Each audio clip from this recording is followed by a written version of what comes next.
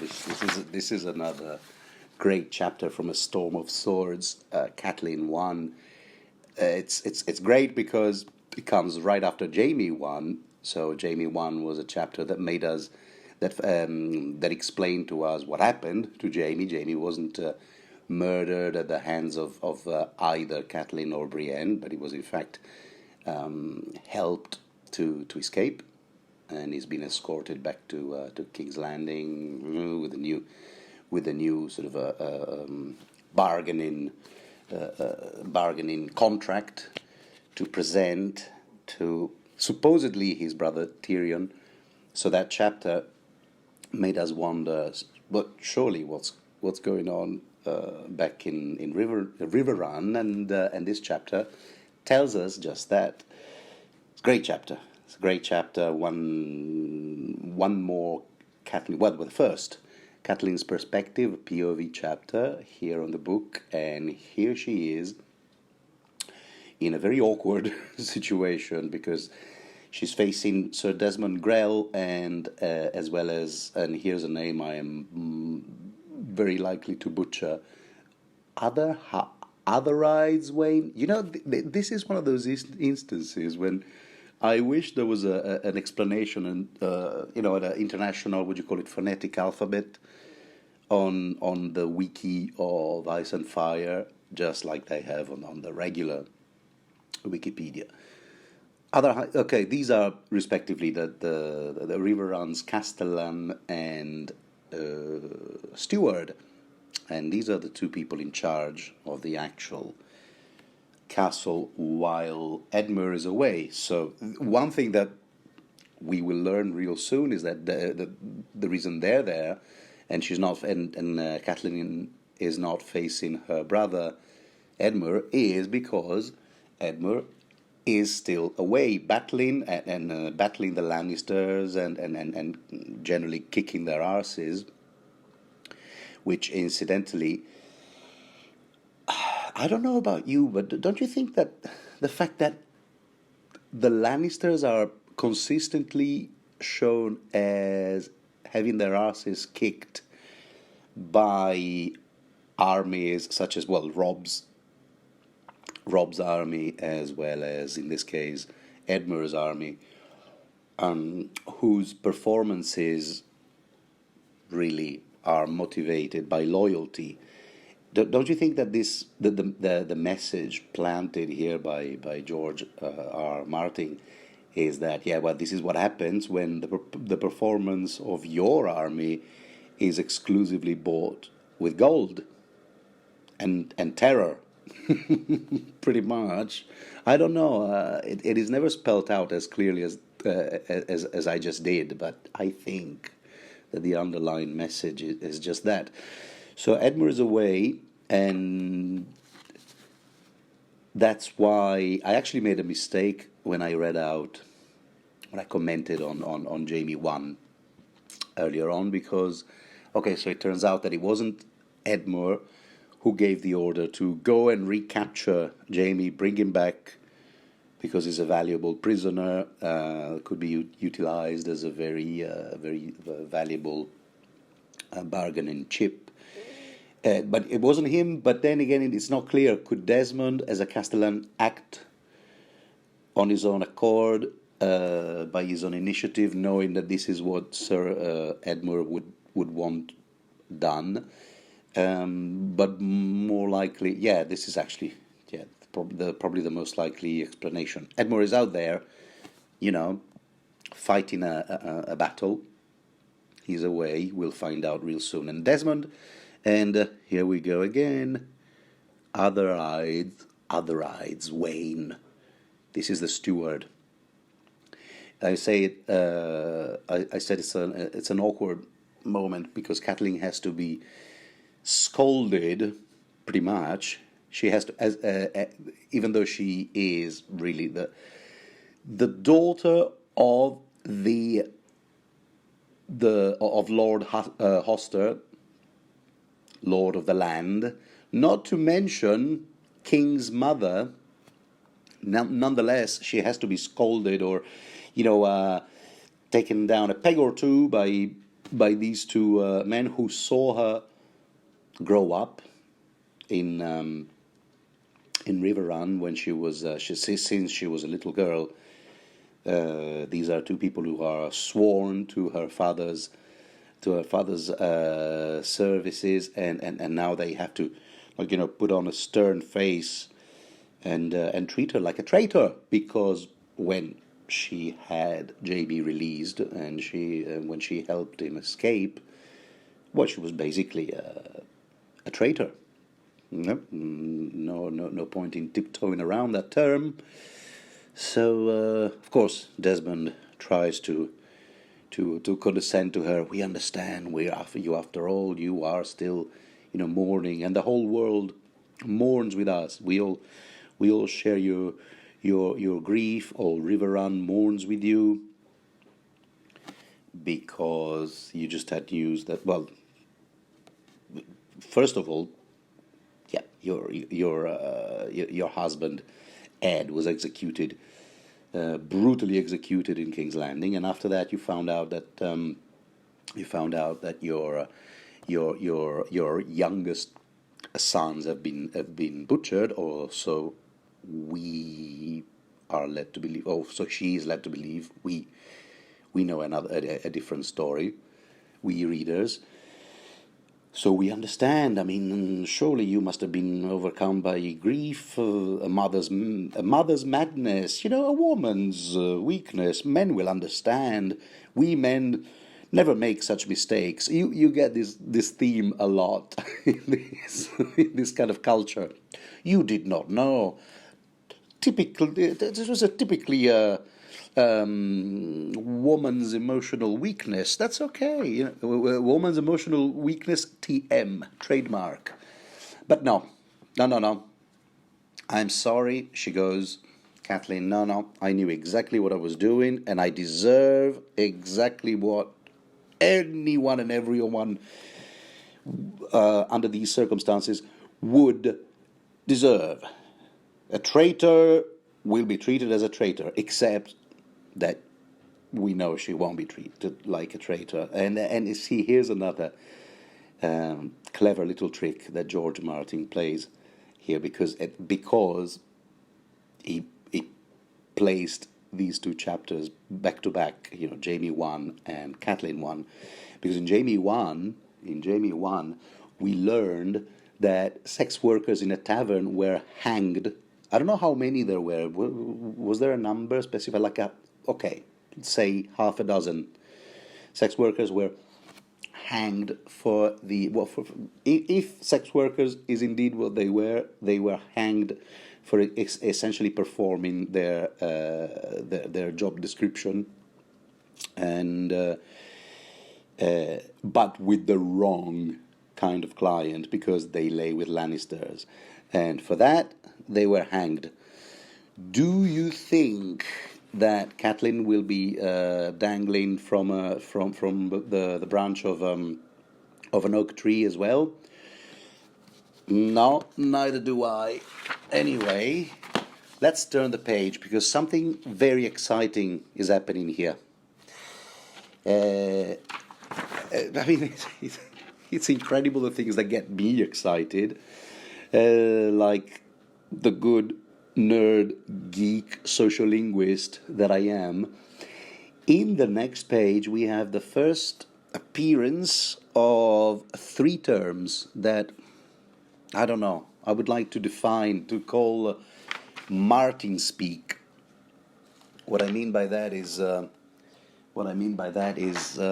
words, idioms that are currently used, but slightly modified by George R.R. Martin to give them a sort of like an archaic flavor, transformed in a way that they resemble the actual idioms that we know, but they're not necessarily, as far as I know, that they were never used in bona fide archaic English.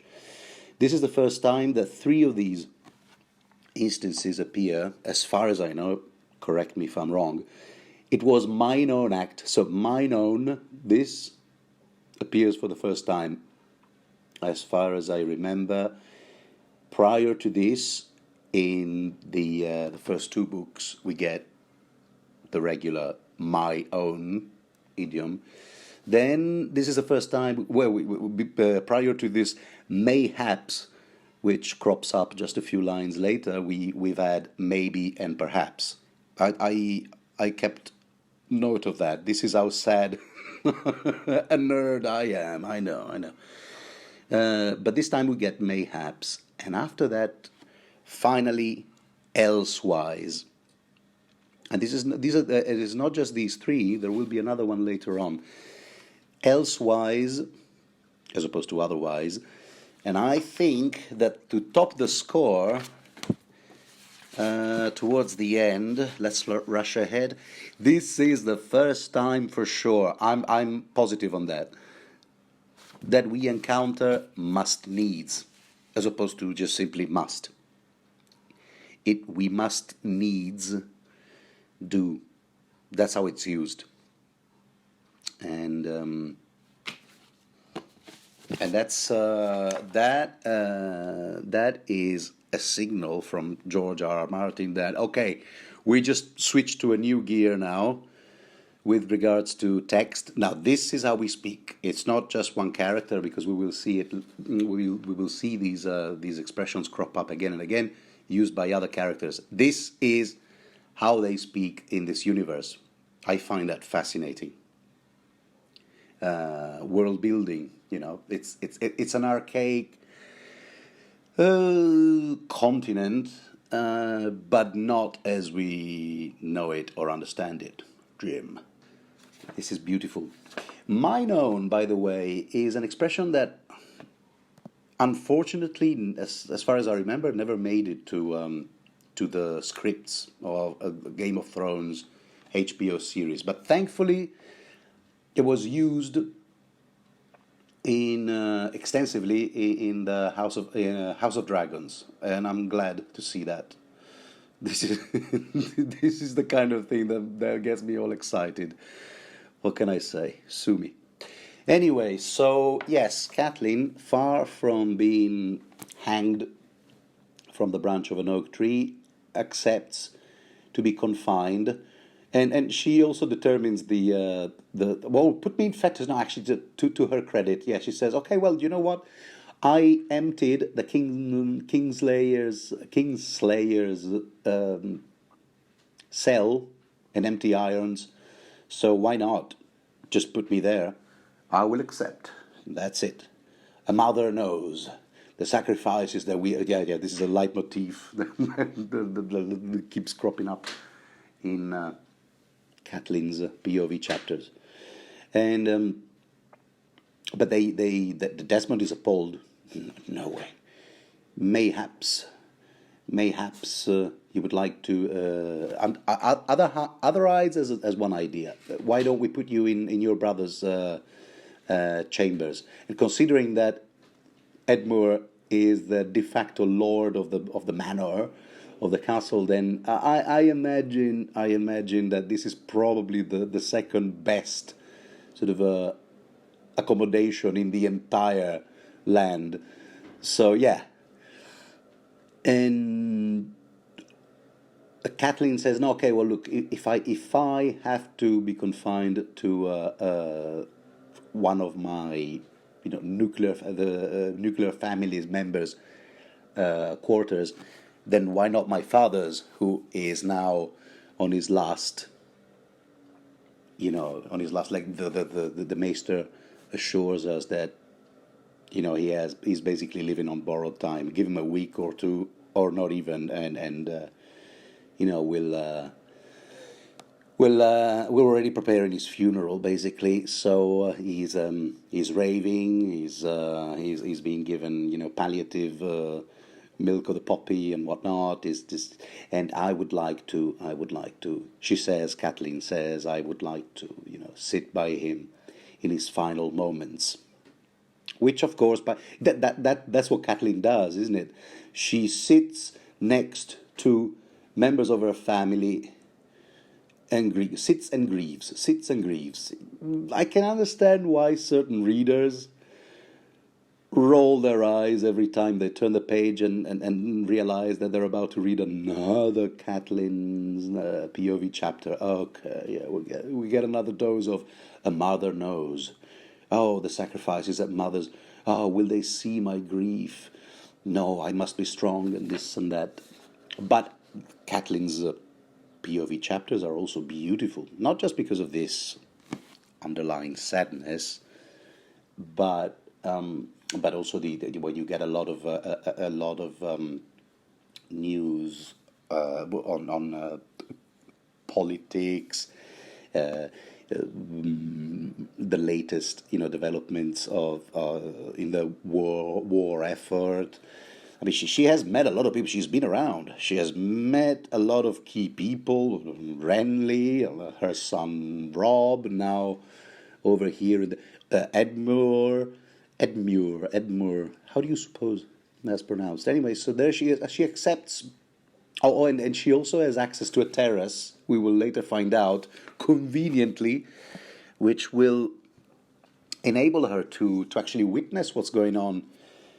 Whenever the battle, well, actually that happened before. Whenever a battle comes too close to home, she can actually see it develop. She has a good view of both rivers. What's that one? The Red Fork, the Tumble something or other, Tumble Dry, Tumbleweed. I'm so bad with these names.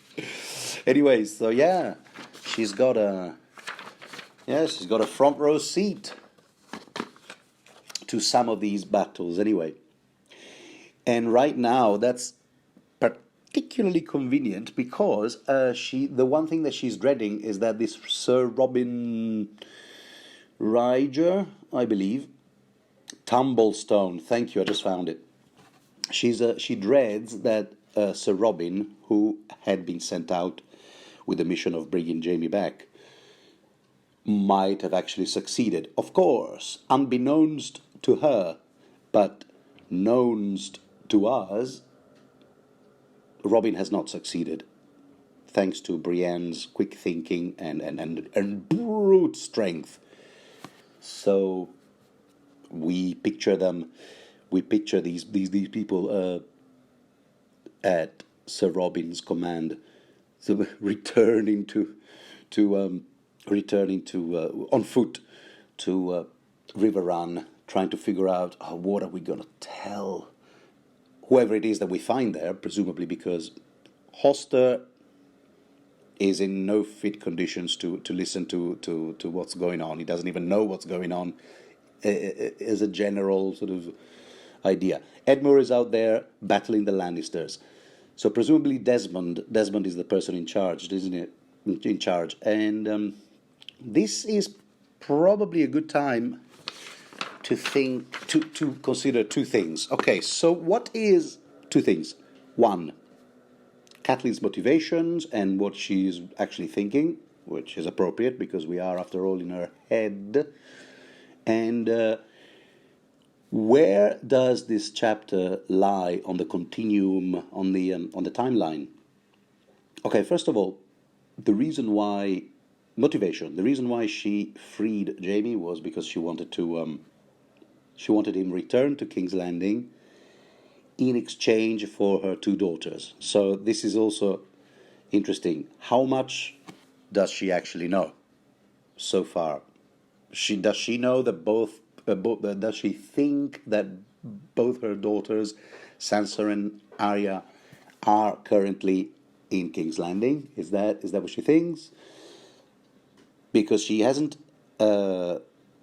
found out from Arya in a while. We'll get to that later, and also she must have assumed a lot. Like, first of all, the bargain had to be made. The contract. Okay, here's, you can have Jaime back now. Can I please have my daughters back?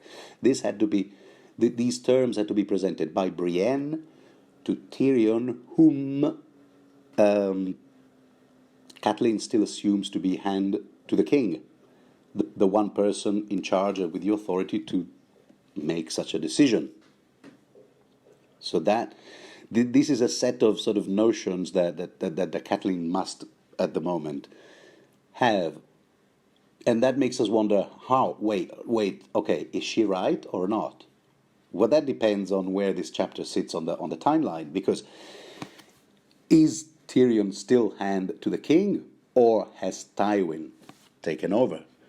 That would depend on whether or not the Blackwater battle has been fought and as it's as reached its end, with the Lannisters back in charge in King's Landing.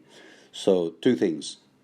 Wait a minute. If Edmure is still out there battling the Lannisters, that means that Tywin is still here, somewhere in the vicinity, we imagine, somewhere in the Riverlands. So if Tywin is still here, well then obviously Tywin can't possibly be hand to the king yet, can it? But then again, is Tyrion still hand of the king, or is he too busy fending off King, shall we say, King Stannis's assaults on King's Landing? Is he out there trying to defend the gates of King's Landing, or or is he in the act of preparing for a very real attack? Is he is King's Landing already doomed to fail unless Tywin shows up? There are so many things we don't know, and to throw further confusion in the mix, we have George R. Martin's comment himself, writing the not a prologue, the sort of like a preface, where he says to us, "Yeah, these are the events that you will see in the early chapters of this book, kind of overlap the Battle of Blackwater." Early chapters. I mean, this is literally chapter number 2 or 3, if you decide to count the prologue as a chapter. So this surely qualifies as early chapter. What exactly is going on in King's Landing while all of this is taking place? We don't know. This is fascinating. This is the part. This is what makes these books, well, part of what makes these books pleasurable. You know, reconstructing this jigsaw puzzle. With regard to how much Catelyn actually knows, it's worth simply focusing on Cleos's trajectory. What we know is, because he's the key. He's the key to all these news. He's Cleos's role in here, Cleos Frey. Here we go. I found that. Let's actually, here we go. Let's consult the Wiki of Ice and Fire, where you find this beautiful portrait. I don't know the name of this artist, but he's had a lot of fun drawing Freys. He's got a whole gallery of Freys, one uglier than the other. Beautiful. This is how he thinks Cleo looks like, a chinless cretin, in the words of Jamie. But yeah, his role here is these images are to be found on the Wiki of Ice and Fire website. Brilliant. My source of keeping it together, as it were. Source of info is Cleos. We know that his role is to be the token, the bargaining, the message boy. He keeps being sent back and forth with new peace terms, but also incidentally with information. So in Clash of Kings, Catelyn 6, Catelyn basically grabs him by the collar and goes, "Have you news of my daughters?" And he goes, "Well, Sansa, she looks a bit depressed, but she's all right. And as for Arya, no, I don't remember seeing her. So that's all she knows right now, at the moment." Then the three of them, Cleos, Brienne, and Jamie, are currently out there, their way to King's Landing, and until or unless a bird arrives, a raven arrives, which may well happen real soon. She doesn't have any other info on what's going on out there in the capital. For all she knows, yes, the situation is still stable. Tyrion is hand of the king, and even though she have a very well justified beef with me, Madame Catelyn, for imprisoning him in the Vale, he still looks like a man who would keep his word. So let's just hope. When you think about it, even this plan isn't exactly the perfect, waterproof plan. So many moving parts. I mean, who's to say that Brienne couldn't simply be imprisoned, Cleo's freed, and Jaime, restored in his position as King's Guard, with all disregard for any terms Catelyn might have asked for in return, in exchange for returning Jaime to his rightful home. I mean, too many moving parts. I mean, really, there was Catelyn pinned all her hopes on quicksands, basically. Anyway, here's something else that is interesting. Catelyn, my friend, is currently sitting by her father's head, her father's bed. Ooh, what a Freudian lapse that was. But her father, I mean, he's really just out of it. He's not really He's not here. He's not here. He's not here. You may leave a message if you wish. He's raving. He doesn't recognize people around him. Oh, hello. Who are you? Is it? It's Cat, father. It's Cat. Remember me? Your daughter. In fact, your eldest daughter. Cat. Hello. But Lord, here we go. I'm going to read this out. Lord Hoster's eyes opened. Tansy, he asked. He husked, love that word, in a voice thick with pain. Tansy. Wait a minute. Tansy. Isn't Tansy one of the flowers that Chet picked up for the prostitute Bessa back in his own hometown, Hagsmire, before Bessa turned him down and laughed at his penis or whatever? Does that mean the Lord Hoster also used to pick flowers for Bessa? Yeah, haha. Fan theory number 1355. But Tansy, yes. So Tansy. Who's Tansy? Who is Tansy, my lord? Catelyn wants to know. Is this one of the? Is this like an affectionate term of endearment you use for Liza, maybe? Like you call me Cat, maybe you call Liza Tansy. Makes sense. Dead. Hoster is very enigmatic, which is convenient. But it's just convenient. It's very good artifice for a writer.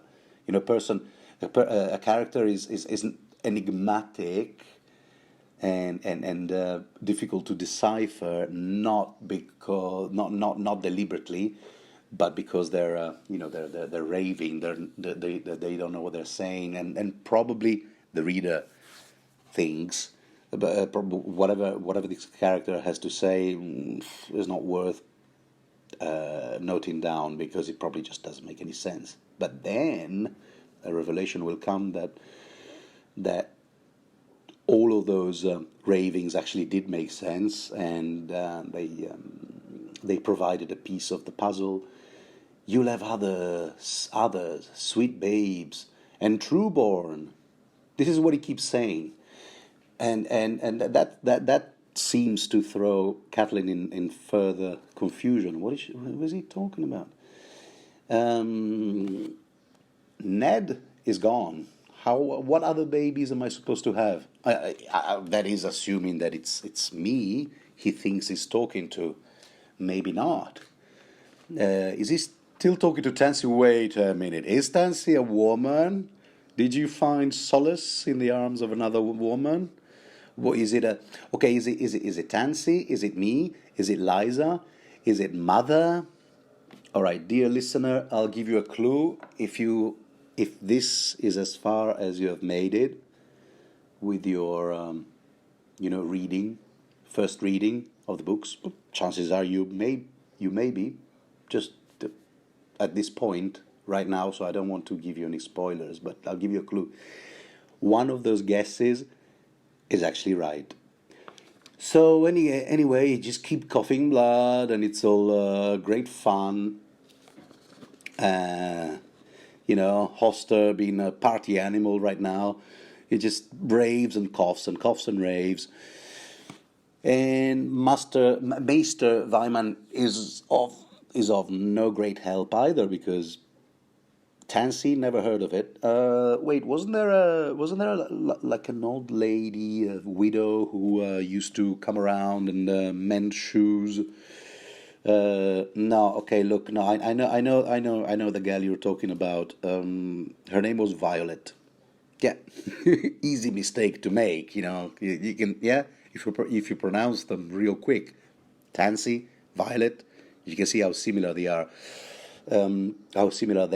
And so no, that's not. No, that Tansy doesn't ring a bell as a maester, and really as a maester, he should know better. As a maester, I stress this. He should know exactly. Tansy. Well, if I myself were in the mood of giving out some spoilers, I would go, well, speaking as a maester, Tansy is in fact a very well-known redacted that we maesters use to redacted for the purpose of redacted. Okay? I'm not going to say, but yeah. Is Maester Wyman just plain dumb here? Oh, Tansy never heard of it. Oh, sorry, I believe my phone is ringing. Bye. Who knows? Anyway, Tansy is a mystery that will continue to sort of like hover over the River Run saga, and it keeps cropping up even in these pages, thus signaling how important George R. R. Martin wanted it to be to us readers. So anyway, yeah, her name was Violet. This has nothing to do with that lady. It's not a woman then, yeah? Okay. One word. Not a woman. Okay. Can you mime it at least for me, Hoster? Tansy, forgive me. Well, we put together all these bits of information. A Hoster is talking to someone from whom he wants forgiveness, and all of this hinges on a tansy thing, which happens to be a plant or a flower. We know that from the prologue, and I wonder if that name was planted there in the prologue so that we would start focusing on it. And yes, of course, I am so dumb. Of course it was planted on the prologue. It was put there in the prologue so that an attentive reader would go, yes, this is the very same flower that Chet used to pick for a sex worker he happened to be in love with. What a tragic story that was. Didn't end well for either. But Chet was a mean and hateful guy. Okay, anyway, stop digesting. Stop digressing. Because let's not forget that one thing that Catelyn is still can't take her mind off is a possible return of Sir Robin Robin Ryder, was it, with Jamie? Because if that's what's happened, well then, yeah, well, she's up shit creek.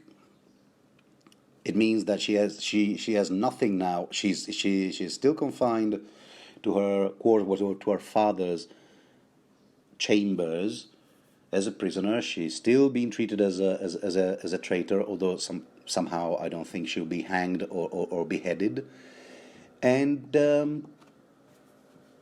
but if Robin came back with Jamie as a prisoner once again, then she would have nothing to offer Cersei and Tyrion in exchange for her daughters, which is her prime motivation right now, as one must understand. As a mother, you find this. This is the one leitmotif that pervades all of Catelyn's POV chapters. And I said that before, but that's all right. I'm senile. Dark wings, dark words, she thinks now, because, oh my God, now a raven has arrived. I told you. I promised you a raven was going to show up, and there he is. A raven came to the castle in late afternoon, flapping down on great black wings to the rookery. And this, once again, we have these, not specifically proverbs, but idioms, such as dark wings, dark words. One of those idioms, like, dark wings, dark words. I think we've seen it before in possibly a Clash of Kings, but George R. R. Martin has created a whole set of them. Like you have words are wind, which was probably there's another one that is words. Yeah, you can talk, but until you sign a contract, it's just talk.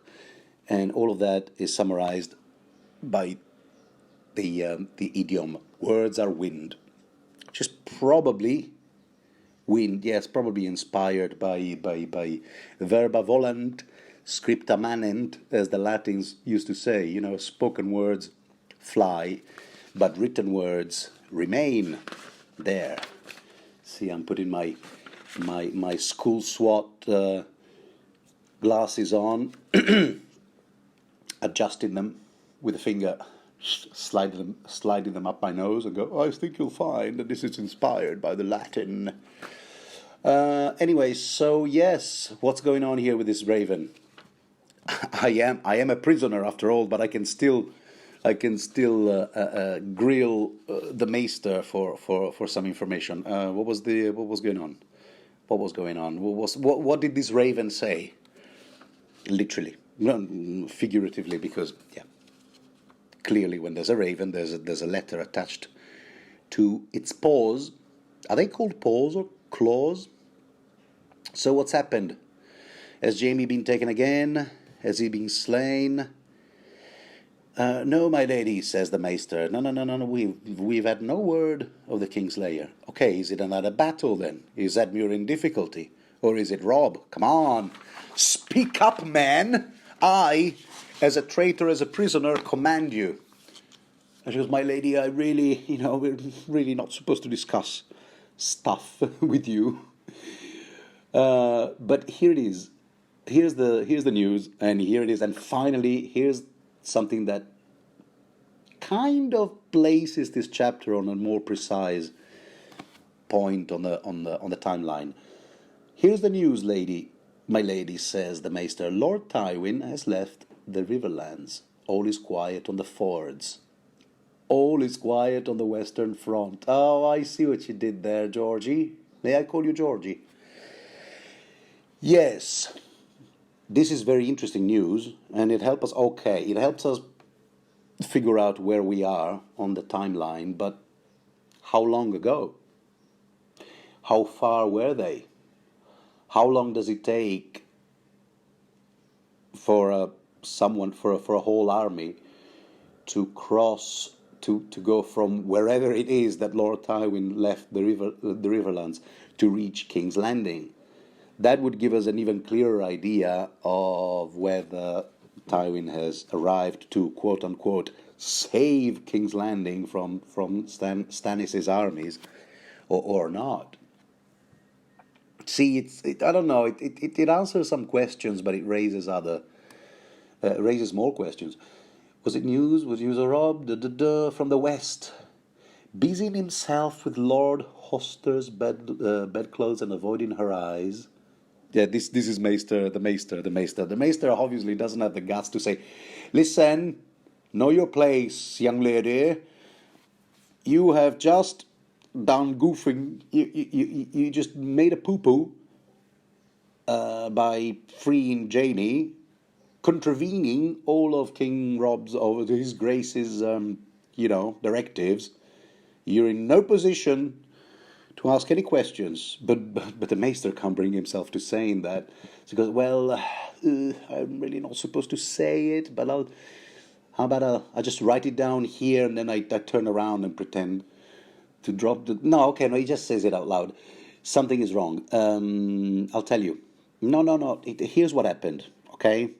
I'll tell it to you, and I'll tell it to you straight. His Grace," okay, that's Rob, "took a wound storming the crag up there in the Westerlands." I want to open a map now. This is a good time to open a map, to unfurl the map and have a good look-see. The crag.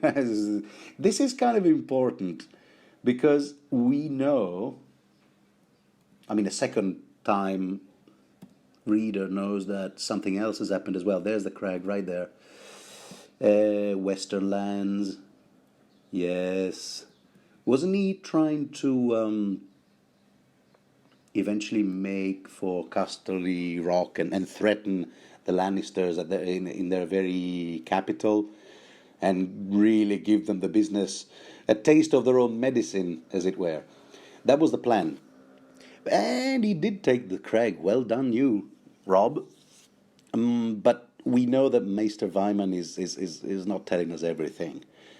There's something else. But you see, what George R. R. Martin, that there are other news that Wyman doesn't tell us, and we don't find out, a first-time reader doesn't find out until way later.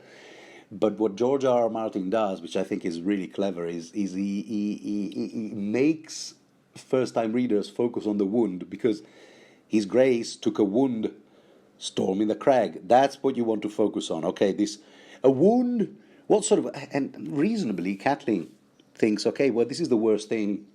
Even on a long run, this is the worst thing that could possibly have happened. That's what she thinks. A wound, how serious? No, that's all right. No cause for concern. He writes, that's what the Maester assures us. But Catelyn is not convinced. Are you sure? All wounds concern me, blah, blah, blah. Is he being cared for? No, they keep going back and forth about this bloody wound. Nothing to do, but that's not exactly the main thing. There are other things that happen out there in the crag, was it? Yeah, within the Western lands anyway. And what happens in the Western lands does not stay in the Western lands, as we will find out. So there you go. But Wyman made a hurried exit because it was just too embarrassed. Oh my God, I've already said too much. No. Forgive me. Anyway, so meanwhile, just when in doubt, Lord Hoster just keeps on going. Tansy. That's his mantra. He goes, sorry, forgive me, Tansy, I shouldn't have, maybe, we don't know. He just keeps on raving about this, and we don't know, and we won't know until we get some proper exposition, which we will at some point. Proper exposition, like black and white. Who was this woman? Catelyn tries to ask her father. And what did you do to her that needs so much forgiveness? See, this, okay, well, she's smart, huh?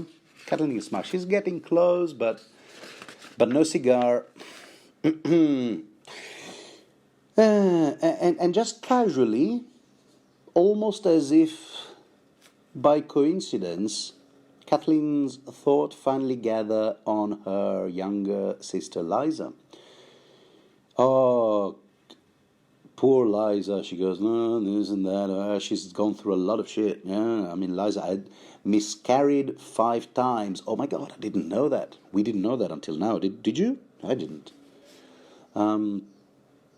And then, well, when you combine that with, trying to conceive a son with John Arryn, who was apparently older than Liza's own father, you can kind of. I mean, I'm guessing that these two things combined, all these things combined, are not really conducive to producing a very healthy offspring.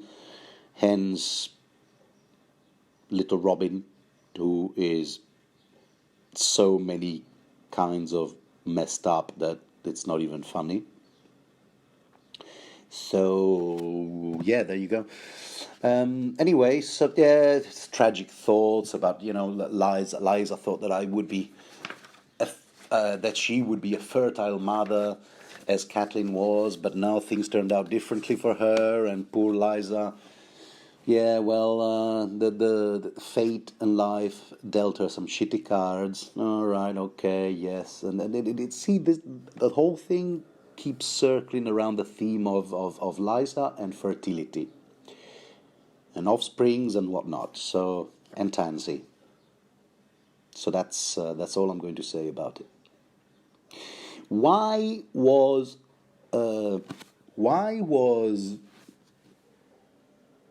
John Arryn given Liza, and why was Liza given John Arryn as a bride and groom respectively? Why did they why was their marriage arranged, given their age gap and all of those things?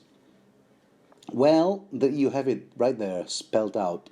She was no longer an innocent bride, and in that universe, no longer an innocent bride, kind of like marks you as unfit for marriage. But yes, apparently that's the way this universe is wired. What are you gonna do?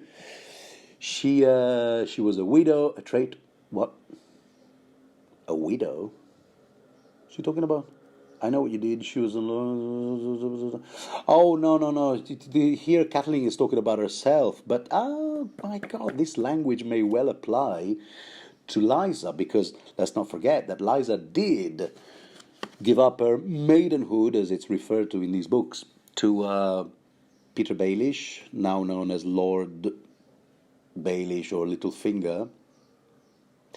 So that, and John Arryn, apparently John Arryn, I mean, he's portrayed as the one who begrudgingly accepted marrying this no longer innocent woman. I mean, she should have jumped up and down with joy at the prospect of marrying someone a third his own age. I'm not being ageist here, but really, so and that. Okay, here we go. I even highlighted this. Liza was the price John Arryn had to pay for the swords and spears of House Tully. Siding with the Baratheon rebellion. John Arryn said, "Okay, well, I suppose." No, what am I talking about? Okay, scratch that. Right now I'm talking rubbish. I haven't had my coffee yet. Nonetheless, the bullet point I would like you to take out of this, this is embarrassing, is that John Arryn had to pay a price, and the price had turned out to be marrying Liza, who was A, no longer a virgin, B, there's a lot of talk about fertility and her offsprings. 3, Tansy.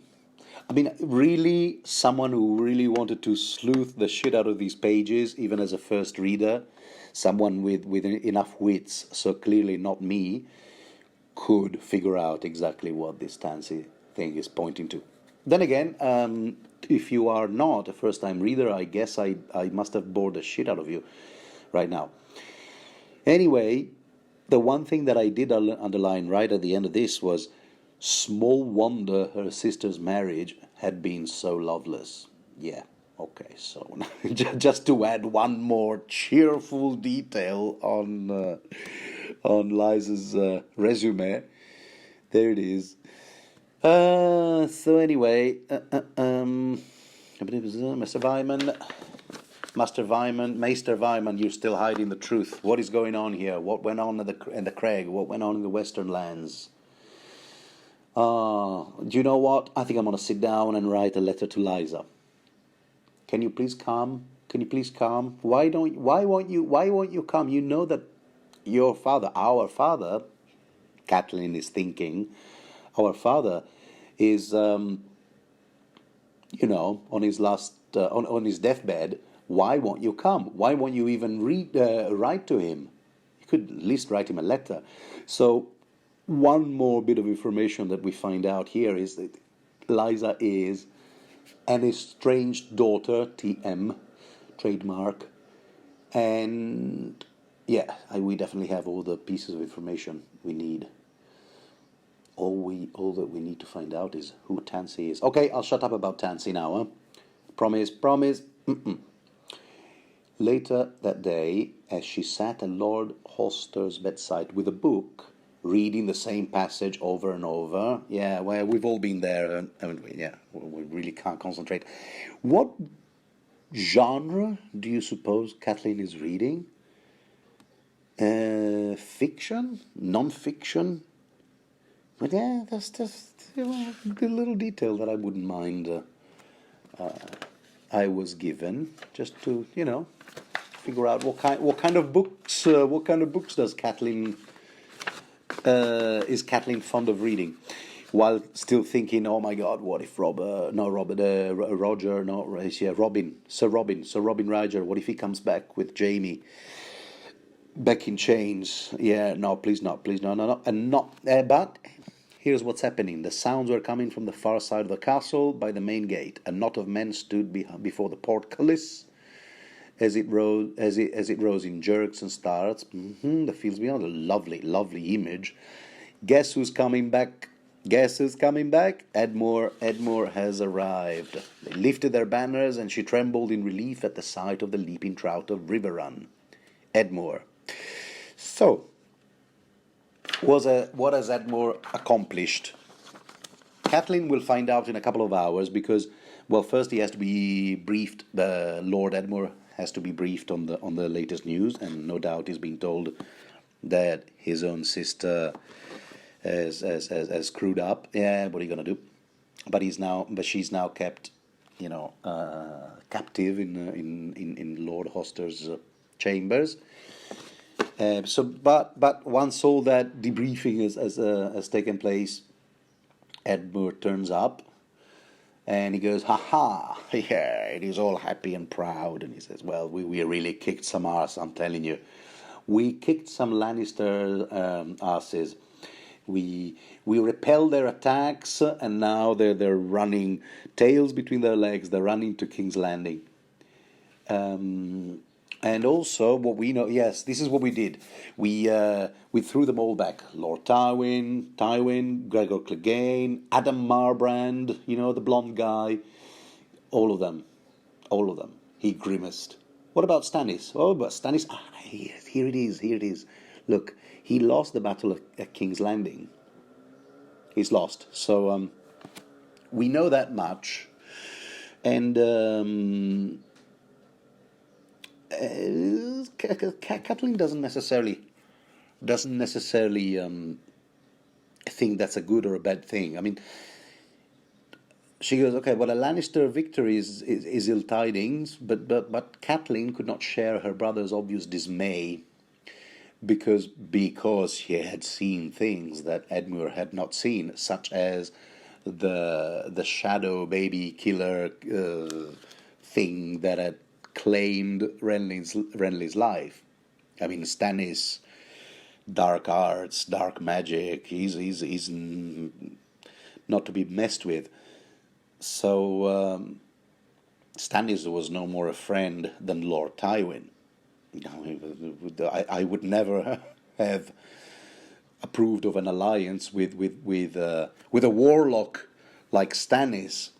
See, she still had nightmares about what she saw, what she and Brienne saw, incidentally.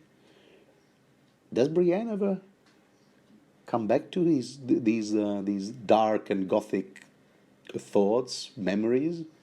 I don't remember. We'll see. We'll see. Anyway, things are not looking good in general.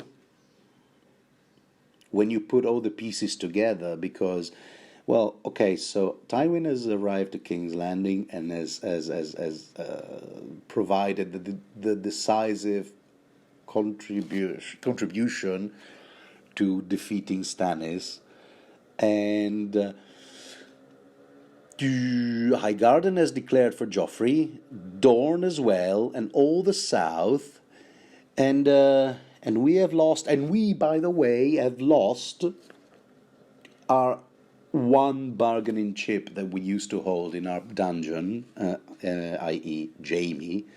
So, yeah. In general, things do not look all that cheerful to us. I had a mother's right. Here we go again. What did I tell you? There's a leitmotif that keeps recurring. I had a mother's right, so I took a mother's decision.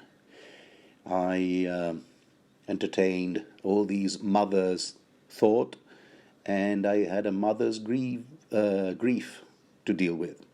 Her voice was calm, though the news about Highgarden was a savage blow to Rob's hopes. Yeah, well, yeah.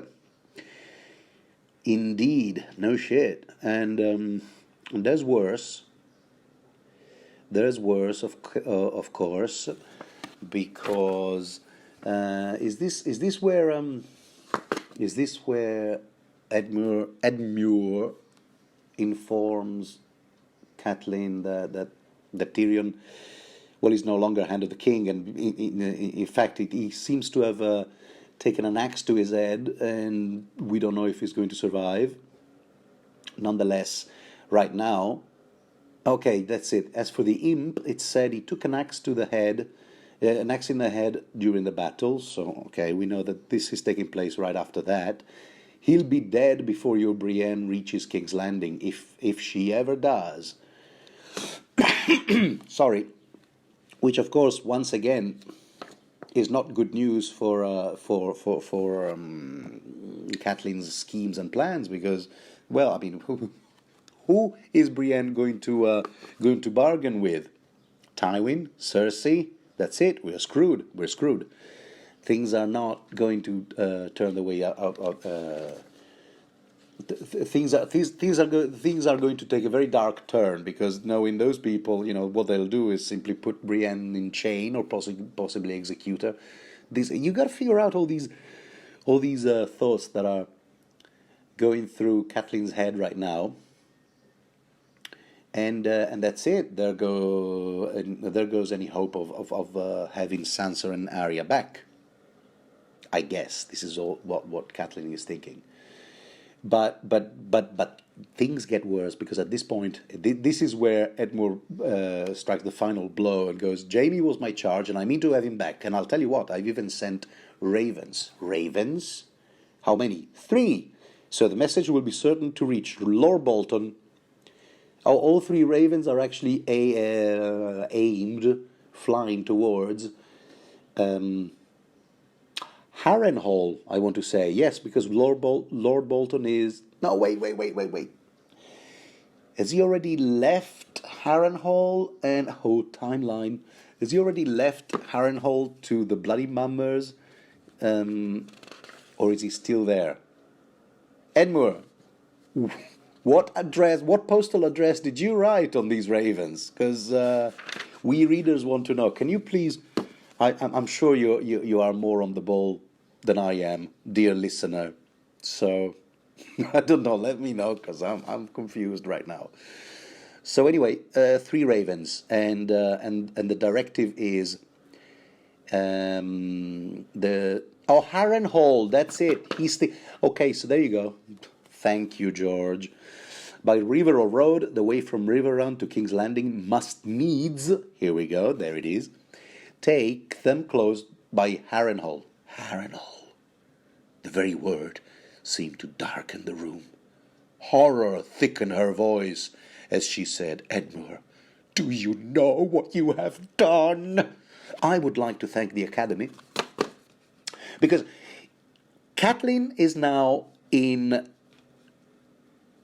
off-the-chart distress. Because, okay, so you have now sent out one of the most ruthless northerner I know to recapture Jaime, as well as Brienne and Cleo's Frey.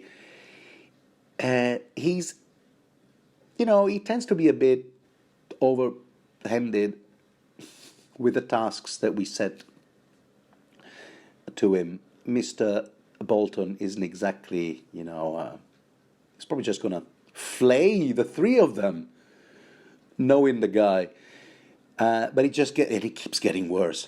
Have no fear. I left your part out. I didn't want to, in the letters. I didn't want to, make it clear that you are a traitor, and that you deliberately helped Jaime escape. No, I prefer just to leave that part out, and I said that in fact Jaime escaped because that's what he did. He just because he's good like that. He escaped, and therefore I offered 1,000 dragons for his recapture. At which point Catelyn goes, okay, well done, you idiot. She thinks everything is lost now, because you're also making it look like it was an escape, so I didn't deliberately free him as a gesture of goodwill in exchange for my daughters. No, I mean there's nothing to bargain on if the official narrative is that Jaime escaped, and I'm not the one, and I, Catelyn, am not the one who willingly let him reach King's Landing. This is the whole House of Cards has collapsed. You fool! My brother is a fool. This is the line I remembered. It's a memorable line. My brother is a fool. Tears filled her eyes. Tears filled her eyes. She's not happy. From now on, Catelyn's trajectory just keeps descending. Every piece of news that she's delivered from now on is just one more blow. But as you know, Edmure is so cocky and confident. He goes, "Oh, we will never come to that. Don't worry about it. The Kingslayer. This stops here. The buck stops with me. The Kingslayer will be returned to us. I have made certain of it." At which point, I just want to read this passage. All you have made certain is that I shall never see my daughters again. You fool! Leave me alone. Although she was in no position to command the lord of the castle to just go, like characters in the romance novels say, much like I like to think the novel that Catelyn was trying to read while sitting by her father's bed. Go, leave me alone with my grief, with my mother's grief. No. These are verbatim words. Leave me to father and my grief. I have no more to say to you. Go. Wow, that was some pathos read that I just did there. Huh? I know. Yeah, no genius involved, just mere competence. Sorry, I promise I'll try to be a bit less smug, because after all, look, I'm just trying to put these things together, these beautiful, wonderful, and extremely complex jigsaw puzzles together. Timeline, motivations, interactions between characters. These are little masterpieces. I don't shy away from using that word. And wow, if you made it this far, dear listener, kudos to you. I mean, you have the patience and the perseverance that it takes to stick with me. Come on, we can have some fun. I plan to read the entire Storm of Swords, and that promises to be exciting. Maybe you know what I'll probably do. I might have to.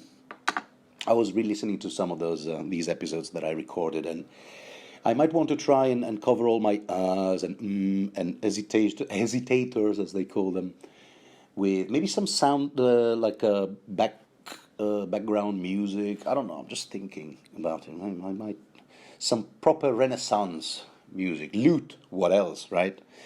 And maybe other things. But I don't know. For now, I'm just happy with my ramblings. And what can I say? Thank you for sticking with me for an hour and 6 minutes now. And see you around.